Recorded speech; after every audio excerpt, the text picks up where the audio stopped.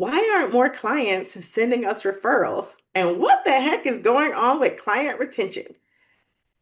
I'm Dr. Nadia, founder of the Doyen Agency and host of the Sales Culture Unfiltered podcast. And today we're wrapping up our revenue resilience series.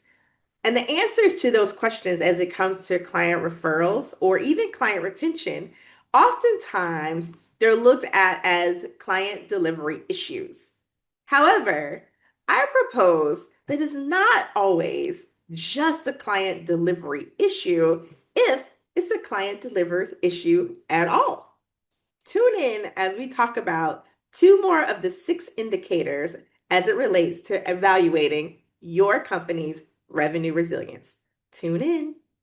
Welcome to Sales Culture Unfiltered, the podcast where we get real about what actually makes or breaks high-performing sales teams. I'm your host, Dr. Nadia Y. Brown, a sales culture and communication architect, and I work with sales leaders to engineer high-impact teams that hit their numbers without burning out or breaking down.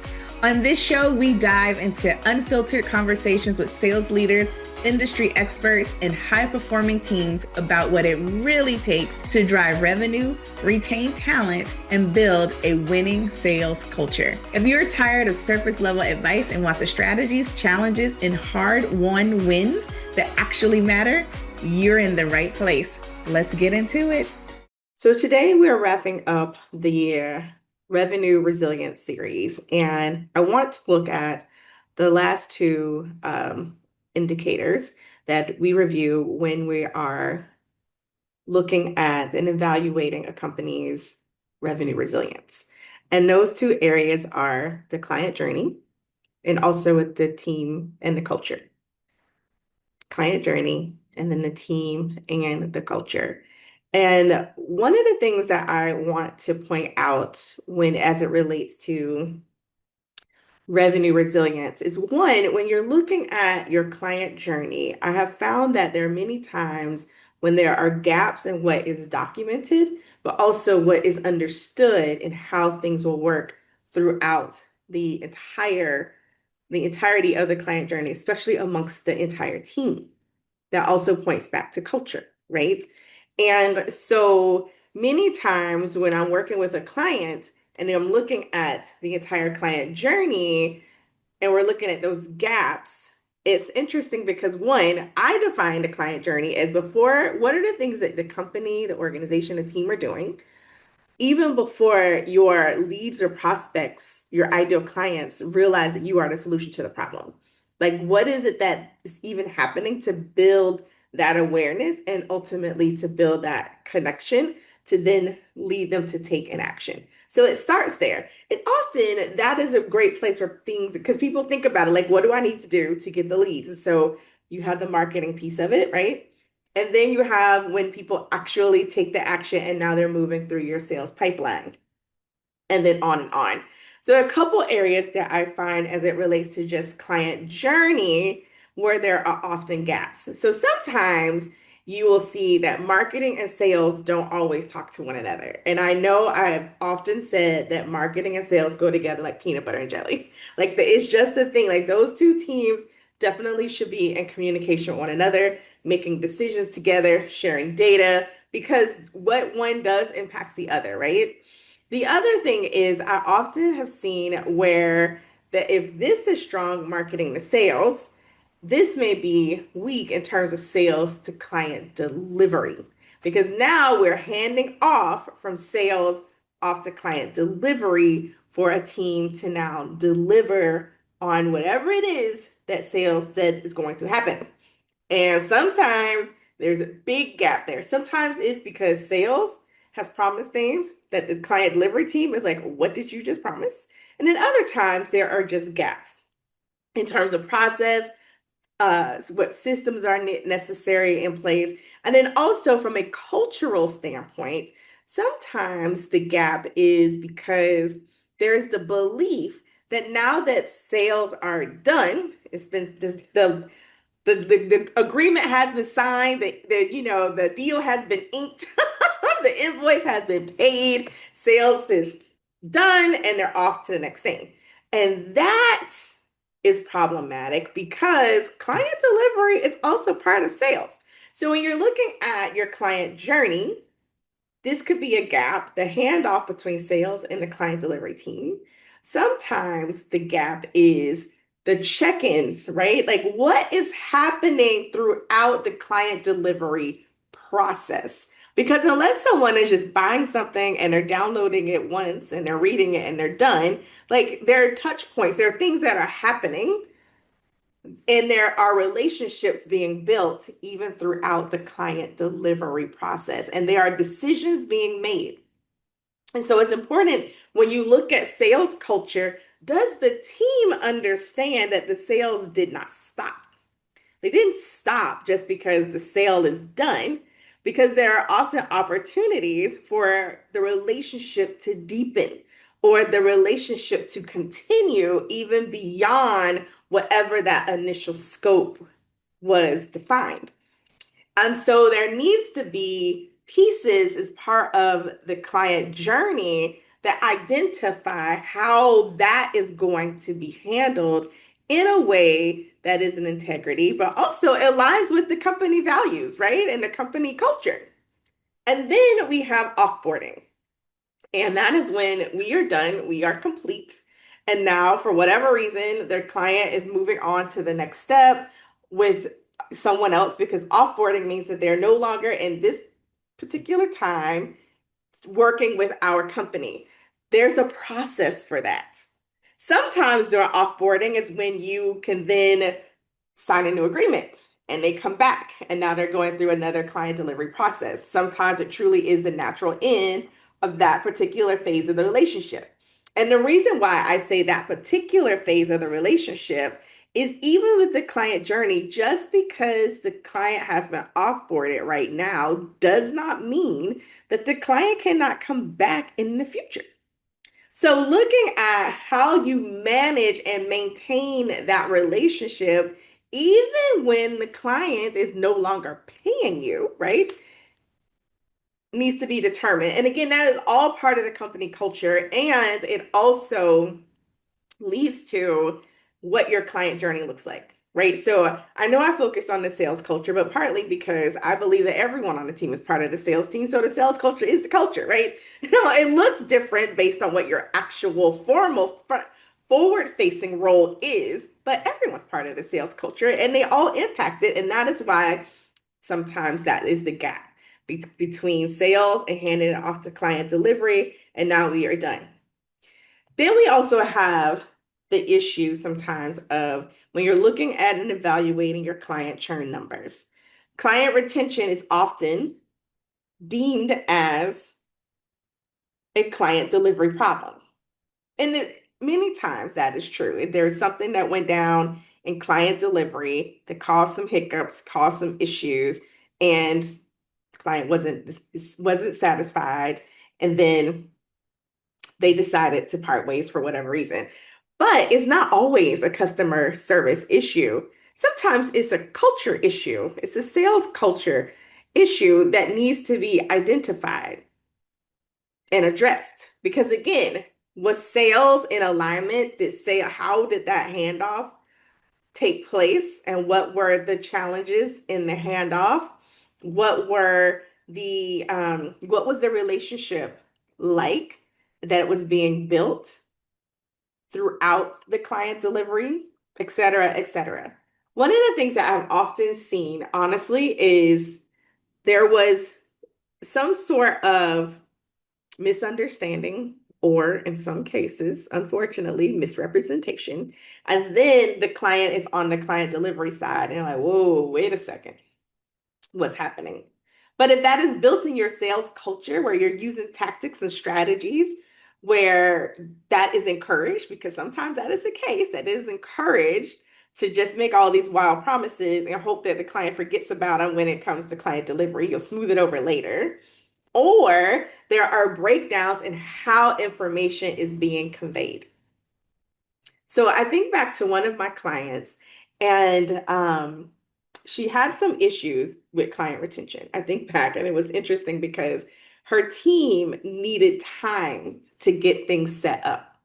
So they had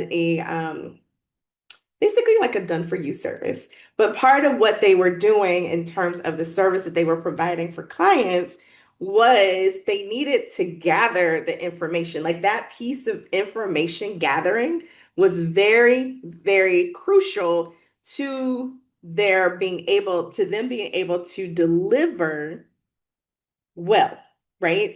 And because they were providing sales services, and so now they are needing to be able to represent the client well. And there are certain things that they needed to be able to understand before they could just start jumping on the phones. And when she came to me, she was like, I just don't understand. Like, clients are excited, our team is able to deliver, but we need time. And what we found is her clients had unrealistic expectations, not because she was being dishonest, but because there was a lack of clarity in the sales process, in the sales conversation. So now they move over and they're onboarded. And during their onboarding process, the client has one expectation, but the team has different needs and expectations because this is a part that they needed to get done in order to do a great job. So what we did, I was like, oh, see, it's like we're going to shift how you talk about your services. So we looked at her sales process, client journey, looking at the sales process, but also that little gap right there between sales and handoff to client delivery. And I was like, in your sales process, you are going to make it clear. You're not going to wait to talk about this. You're going to talk about your entire process, and you are going to stress the need however long your team needs. If you guys need 30 days, tell them 30 days. You need 45 days, tell them 45 days. So if it's time sensitive, like the sooner you get us the stuff that we need, the quicker we can get to dialing for you, tell them that, right? And I was just like, don't make it part of the onboarding client education piece after the sale is done. It's not that that's always a bad thing, but when you start running into the impact of unrealistic expectations, and I think especially when it's such a high priority revenue generating, people are really looking at that and it looks like, well, what am I'm paying you and I haven't seen any results yet, right? So we adjusted the sales process and she started talking about how this looked, what her team needed. Then I had her take it a step further because I'm like, I know during the sales process, their minds are all over the place. So you could talk about it, and I want you to talk about it often, but then as part of your client onboarding, so if there's agreements, the invoice, you are going to create a separate document. I don't care what you call it, but the essentials of this document is that we understand one another. Here's basically setting expectations. Here's what you can expect from us. Put it in writing and make it plain in terms of what they can expect from you. And I suggested she do this separate from her formal agreement, legal schmiegel, like that's important, do that. And I suggested we have this separate and make it part of her formal onboarding. So one, we're going to talk about it during the sales process. This is what the team needs. And then two, we're going to adjust it and we're also going to make it a formal part of the onboarding process. So however that looks, they sign the agreement, they pay the invoice or whatever, then we're going to have this conversation and it's going to be another signed agreement that they sign. So you can review it and test whether you review it before they sign a formal agreement or you have them do it after. But I want you to review it either way. They can sign it before and then you review it verbally to make sure that everyone is on the same page, okay? Again, what can be expected from you and your team, which means that, hey, we may not start doing whatever things until we make it plain, spell it out in plain English.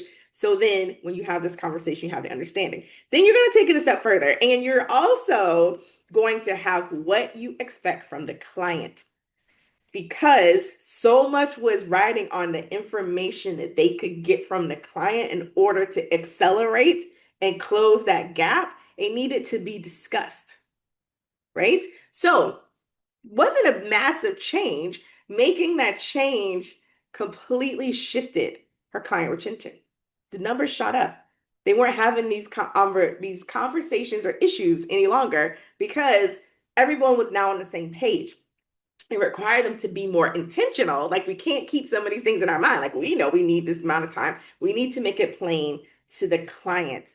So then it's like, oh, okay, right? And that's what I mean by when you're looking at the client journey and understanding that, but also looking at the culture because the culture needs to support whatever it is in the systems that you have in place. So the team needed to understand why it was important that in this onboarding process, we had this conversation.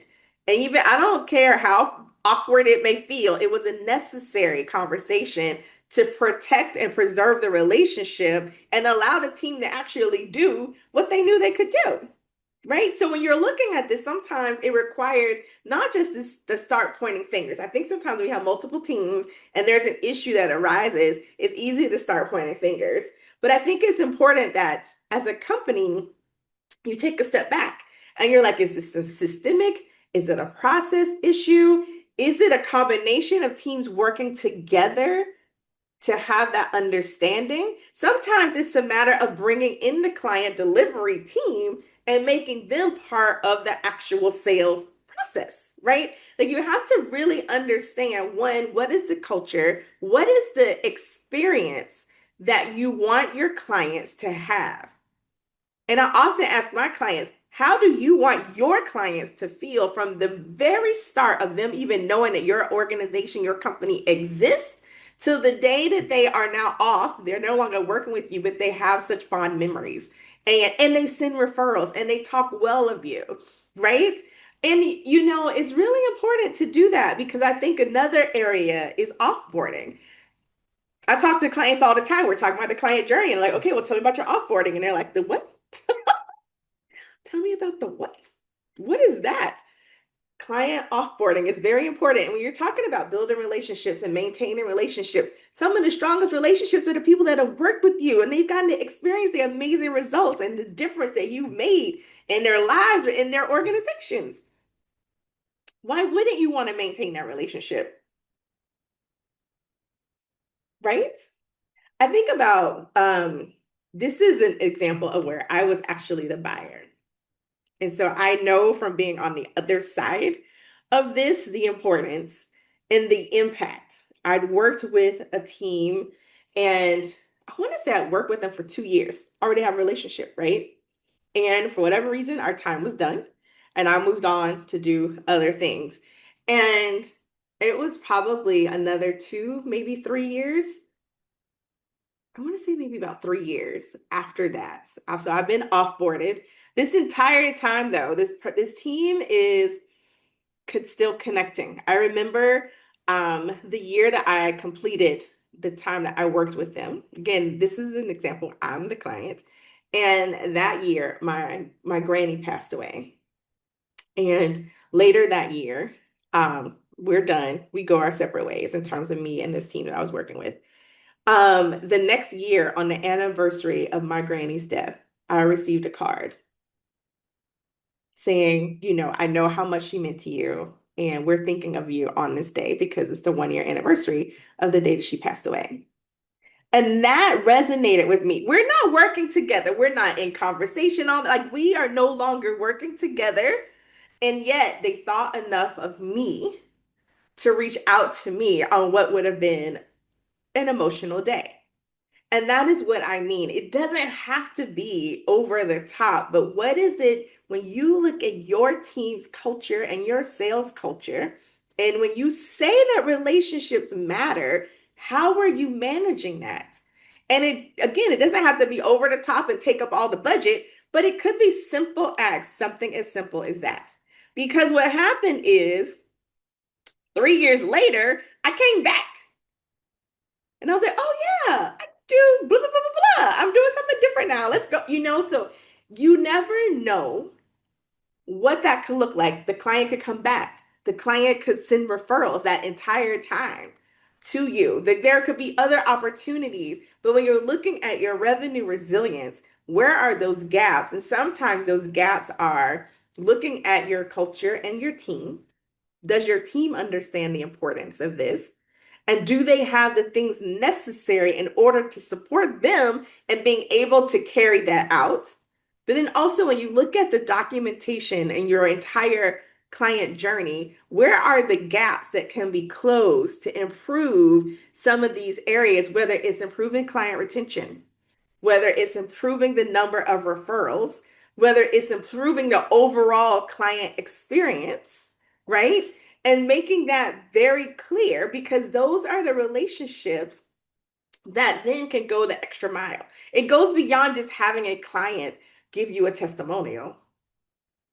Those are great. But then when clients are sending referrals, when they're just out there raving about you, you have those, you've probably heard that term raving fans. When you have those raving fans, they didn't come from half-hearted effort and lackluster relationship. It came from being intentional and having a culture that truly embodied the care that we sometimes put in our mission, our vision statements.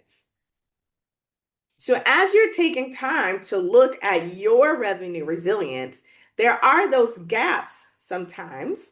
And let's look at our client journey.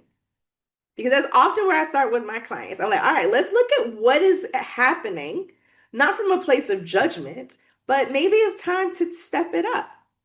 Maybe it's now the company is in a position where you have the support to really implement on some of the ideas that you had before.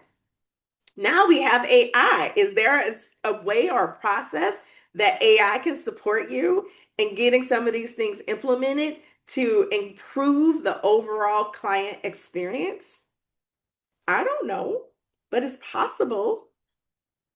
But first, we have to look at, okay, where are those things or those areas where I want or I could allow my clients or my future clients and my former clients to have a different experience, to continue to think about the organization. When you think about some of these, because a lot of times, especially in service-based businesses, it can get lost in the sauce. And I think that is why it's so important for us to have systems and processes. But I think about some of my favorite stores where I shop. Or my favorite restaurants. And if I don't ever go there again, I get all these cool things for my birthday. You best to believe I'm taking advantage of all my birthday stuff, right? But especially for my favorites. And so, what are those things that we can just add to the overall process to really build that resilience? Because there are certain shifts in the market and people are taking that time to really scrutinize how they are investing their financial resources, the relationships matter. And sometimes those relationships make all the difference. So when you're looking at this and you're looking at your budget and you're evaluating all of these things, sometimes a simple postcard can be the difference between 5, 6 figure deals. You just never know. It's the thought that we put in it, but the culture that we create around it, our team, and providing them with the tools and resources to support us in the bigger vision, which means that taking time to evaluate, document, update, revise. Our team usually looks at client journey at least once a year, sometimes more. Sometimes it's twice a year-ish. But typically in the fall, at the end of the year, or Q4, I said fall, but I forgot. I now live in a different hemisphere. So fall in the States is not the fall here in Mauritius. So Q4. And we take the time to review and evaluate what that would look like and where are the gaps and things that we need to change or what do we need to update and just where's the team feeling like they had the support or they didn't have the support or any of our priorities may have changed. So we take time to really evaluate that and then we get things going. And depending on the changes that we're making, then we have to come back and make another evaluation. So maybe around the end of depending on maybe around the end of Q1 or mid-year. And then we'll do kind of like a mid-year check-in, like how are things going? Are there any other adjustments that we need to make? And how do we want to continue to move forward? So again, making a part of your sales culture in terms of just that's a priority at least once a year. So annually, we're looking at this, maybe sometimes twice a year, depending on any big changes, any big pivots, anything like that, that may require your time and attention to evaluate these. But when you're looking at market downturns, being able to have those relationships, but not so much just the relationship, but the trust. The trust, the trust, the trust is so important in sales. Having someone's trust and being able to build that trust. That means we have to show that we're trustworthy. So as you're taking the time to review your revenue resilience, then I invite you to also take a look at your culture and team and your client journey. And these are the things that we review in your revenue resilience diagnostic, should you choose to work with us in that way. However, taking the time to just put forth the effort to review and evaluate will definitely make all, in my opinion, I know I'm biased, but all the difference. So again, you don't want to treat client delivery as if it's completely separate from sales, because it's not. And so there's marketing, there's sales, there's client delivery. Sales runs through all of them and it impacts all of them. Or should I say all of them impact sales, right? It's definitely symbiotic.